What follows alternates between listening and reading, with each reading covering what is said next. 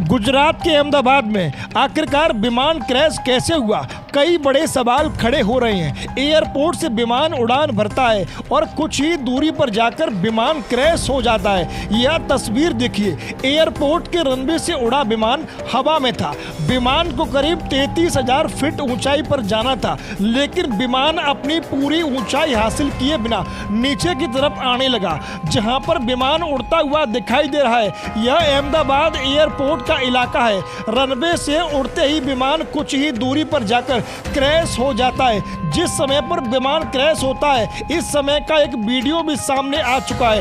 Video में देखा जा रहा है किस तरीके से विमान रिहायशी इलाके के ऊपर से गुजरता हुआ दिखाई दे रहा है। मतलब साफ है, विमान एयरपोर्ट की सीमा को पार भी नहीं कर पाया था और कुछ ही दूरी पर जाकर क्रैश हो गया। एयर इंडिया की फ्लाइट को दोपहर करीब 1:38 पर उड़ान भरती है। दोपहर करीब 1:40 पर यह विमान क्रैश हो जाता है। इन्हीं 2 मिनट के भीतर आखिरकार क्या हुआ था?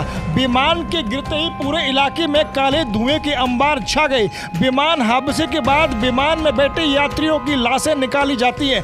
पीएम मोदी और अमित शाह भी घटना वाली जगह पर पहुंच जाते हैं। विमान के उड़ते ही पायलट को खतरा दिखा और वह कहने लगा मेड डे, यानी कि बड़ा खतरा। एयरलाइंस इंडिया की दुनिया में मेड डे जब कहा जाता है जब हादसे के कुछ ही समय बचा हो। जैसे ही पायलट ने मेड डे कहा और पल भर में विमान क्रैश हो गया और सबसे बड़ा हादसा हो गया। विमान के साथ आखिरकार ऐसा क्या हुआ था, इस बात को भी समझ लीजिए। एयरपोर्ट पर मौजूद कोई भी विमान जब उड़ान के लिए तैयार होता है तो सबसे पहले क्या क्या होता है? सबसे पहले एक जांच होती है। जांच करने के बाद एक लेटर, उसके बाद पायलट को पहुंचाया जाता है। विमान को हवा में उड़ाने से पहले पायलट भी अपने स्तर पर इंजन की हर तरीके से जांच करता है।